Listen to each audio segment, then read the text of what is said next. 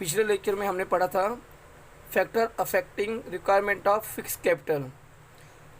आज के लेक्चर में देखेंगे वर्किंग कैपिटल क्या होता है। किसी व्यवस्था को सुचारू रूप से चलाने के लिए वर्किंग कैपिटल की आवश्यकता होती है, लेकिन इसका अमाउंट, राशि या मात्रा बिजनेस ऑर्गेनाइजेशन की आवश्यकताओं के अनुसार अलग अलग हो सकती है।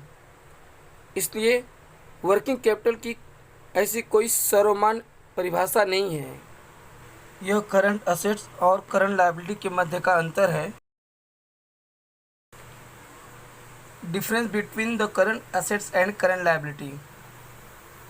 So business firm will have to arrange for building up inventories, for financing receivables, for covering day-to-day operating expenses. Some authorities consider working capital as equivalent to excess of current assets over current liabilities. According to Cheston Work, working capital defines the excess of current assets over current liabilities. Working capital यह current liability पर current assets का अधिकता होना होता है।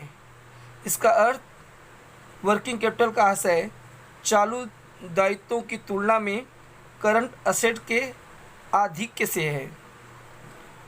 Current asset में से current liability को घटाने के बाद नेट वर्किंग कैपिटल मिलता है।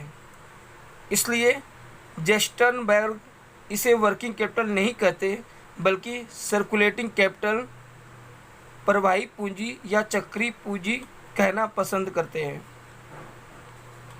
Current assets minus current liability refers to net working capital. Means you can find out net working capital equal to current assets minus current liabilities. According to J.S. Mill, the sum of current assets is working capital of a business. मतलब चालू संपत्तियों का योग business की working capital होती है। It refers to gross working capital. After the meaning and definition of working capital, we will study the factors affecting the requirements of working capital. किसी भी कंपनी या फर्म में कार्यशील पूंजी कितना लगना है, कैसे लगना है, ये कौन कौन से कारण हैं जिस पे कंपनी का कैपिटल निर्भर करता है। सबसे पहले है nature of business. Nature of business, या इसको हम बोल सकते हैं कंपनी का प्रकृति कैसी है, उसका स्वभाव कैसा है। व्यवसाय की प्रकृति या व्यवसाय के स्वभाव से कार्यशील पूंजी का अत्यधिक प्रभावित होना स्वाभाविक है। कोई भी इंडस्ट्री या मैन्युफैक्चरिंग कंपनी में व्यापारिक फर्मों की बड़ी मात्रा में कार्यशील पूंजी की आवश्यकता होती है। यानी होलसेल बिजनेस या ट्रेडिंग बिजनेस हो, उसमें ज़्यादा वर्किंग कैपिटल की ज़रूरत पड़ती है। बिग रिटेल स्टोर्स को बहुत ज़्यादा वर्किंग कैपिटल की आवश्यकता होती है, क्योंकि उन्हें अलग अलग प्रकार की वस्तुओं का स्टॉक बड़े पैमाने पे रखना पड़ता है। इसलिए कस्टमर को अलग अलग प्रकार का प्रोडक्ट मुहैया कराने के लिए उनमें निरंतर मांग होती है, जिसको कि पूरा करना पड़ता है। दूसरा, size of business. Mostly business का व्यवसाय जितना बड़ा रहता है, उतना वहाँ पे वर्किंग कैपिटल की ज़रूरत पड़ती है। तो बिजनेस का साइज़ कैसी है, लार्ज स्केल बिजनेस है, तो वहाँ पे वर्किंग कैपिटल को डिसाइड करना पड़ता है कि कितना हम लोग स्पेंड करेंगे, कितना वर्किंग कैपिटल की ज़रूरत है। तो जिन व्यवसाय में बड़े पैमाने पर ऑपरेशन होता है, वहाँ वर्किंग कैपिटल की ज़्यादा आवश्यकता होती है। वॉल्यूम ऑफ सेल्स, यह वर्किंग कैपिटल को सबसे ज़्यादा प्रभावित करने वाला कारक है। शेष का आकार और वर्किंग कैपिटल की राशि दोनों एक दूसरे से प्रत्यक्ष रूप में संबंधित है। यदि शेष का आकार में बढ़ती है तो वर्किंग कैपिटल की राशि भी बढ़ेगी।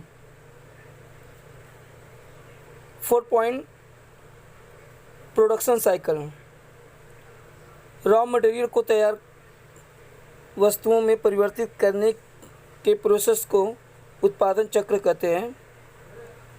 यदि प्रोडक्शन साइकिल की अवधि लंबी है तो बिजनेस संस्था को अधिक वर्किंग कैपिटल की आवश्यकता होती है, और यदि मैन्युफैक्चरिंग अवधि कम है तो कम वर्किंग कैपिटल की आवश्यकता होगी। 5th, business cycle. Business cycle जब इकोनॉमी में तेज़ी होती है, बूम पीरियड होता है, तो सेल्स में वृद्धि होती है और इस कंडीशन में वर्किंग कैपिटल की आवश्यकता होगी। इसके विपरीत रिसेशन पीरियड होता है तो उसमें सेल्स में कमी आएगी, जिसके फलस्वरूप वर्किंग कैपिटल की आवश्यकता भी कम होगी। Terms of purchases and sales. यदि क्रेडिट परचेज की शर्तें अनुकूल हैं और सेल्स का कंडीशन कम उदार है तो नकद की आवश्यकता कम होगी, जिसके परिणाम स्वरूप वर्किंग कैपिटल की आवश्यकता कम होगी। बिजनेस संस्था या फर्म को सप्लायर्स के बिलों का भुगतान करने के लिए अधिक समय लगेगा। जो फर्म क्रेडिट सुविधाओं का अधिक उपयोग करती है उन्हें वर्किंग कैपिटल की आवश्यकता कम होती है, और दूसरी ओर यदि फर्म की क्रय की समुचित उधार सुविधाएं क्रेडिट की सुविधाएं नहीं होती हैं और सेल्स के लिए लिबरल पॉलिसी अपनाई जाती है तो उन्हें वर्किंग कैपिटल की अधिक आवश्यकता होती है। 7 point credit control,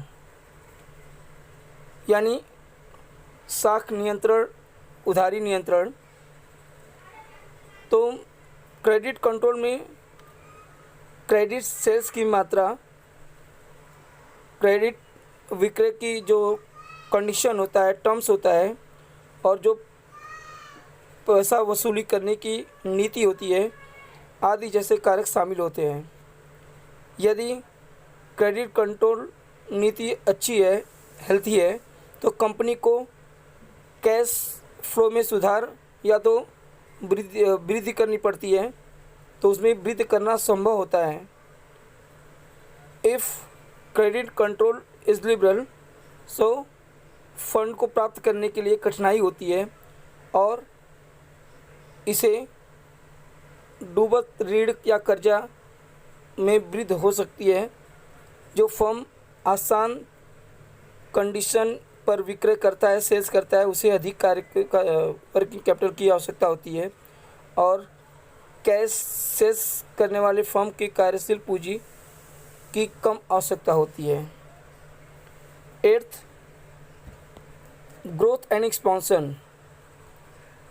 business organisation के बढ़ने के साथ साथ वर्किंग कैपिटल की आवश्यकताओं में भी बढ़ोतरी होती है, और फर्म के बढ़ने का अर्थ सेल्स या फिक्स कैपिटल में बढ़ने से लगाया जा सकता है। ग्रोथ कंपनी को उसके बड़े पैमाने के ऑपरेशन के लिए पूंजी की निरंतर आवश्यकता होती है।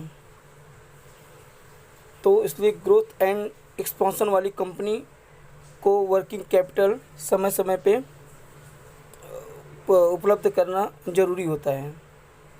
9th point, management ability.